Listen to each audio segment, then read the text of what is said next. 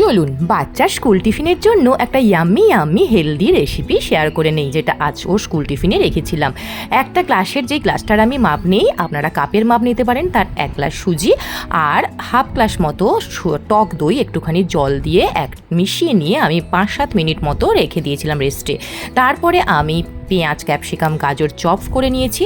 এবার রেস্টে রাখার পরে 5-10 মিনিট তারপরে ওই চপড ভেজিটেবলসগুলো ওই সুজির ব্যাটারে যোগ করেছি একটু ধনে পাতা দিয়ে দিয়েছি, স্বাদ মতো নুন, একটু কাশ্মীরি লঙ্কা গুঁড়ো দিয়ে দিয়েছি, গোলমরিচগুলো, একটুখানি গুড়ের পাউডার একটুখানি দিয়ে দিয়েছি, পিৎজা মিক্স। তারপরে ভালো করে আমি মিশিয়ে নিচ্ছি। ঠিক এই রকম একটা থকথকে ব্যাটার আমি রেডি করে নিয়েছি। এবার 2টো ব্রেড নিয়ে নিয়েছি। এবারে ব্রেডে ওই ব্যাটারটা আমি 2টো ব্রেডের ওপরের দিকে ভালো করে স্প্রেড করে নেব। একদম ভালো করে স্প্রেড করে নেবেন। ভালো করে একটা ব্যাটার চারদিকে যেমন করে ঠিক বাটার লাগানো হয় ঠিক সেই রকমভাবে আমি স্প্রেড করে নিচ্ছি। এই দেখুন আমার 2টো ব্রেডে লাগানো হয়ে গেছে। এবার তাওয়া গরম করে তাতে ঘি দিয়ে, এটা আপনারা তেলেও করতে পারেন বাট ঘিটা বেশি হেলদি, তাই আমি ঘি দিয়েই একটা সেঁকছি।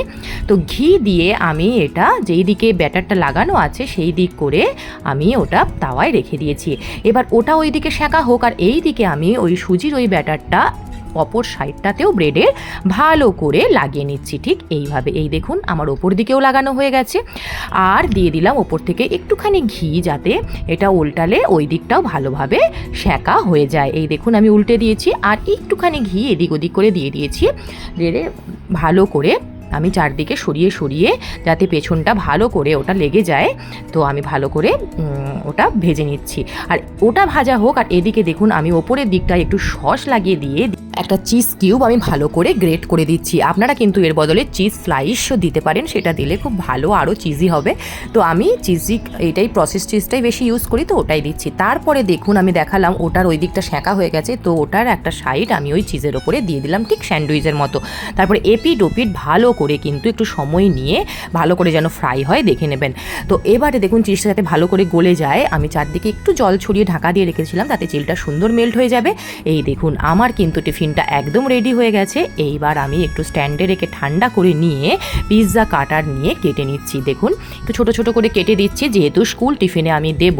আর এটা আমি খুলে দেখাচ্ছি চিজটা কি সুন্দর মেল্ট হয়েছে, আর এটা এত সুন্দর টেস্টি লাগে খেতে। আপনারা ট্রাই করে কিন্তু আমাকে অবশ্যই জানাবেন।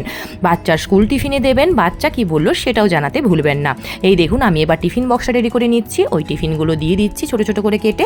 একদিকে দিয়ে দিচ্ছি আপেল কুচি আর দিয়ে দিলাম কিছু little heart biscuit. Tiffin box ready. এবার আমাদের ব্রেকফাস্টে দেখুন আমরা কেমন বানিয়েছিলাম। একদিকটায় ওই ব্যাটারটা লাগিয়ে সেঁকে নিয়েছি চিজ দিয়ে।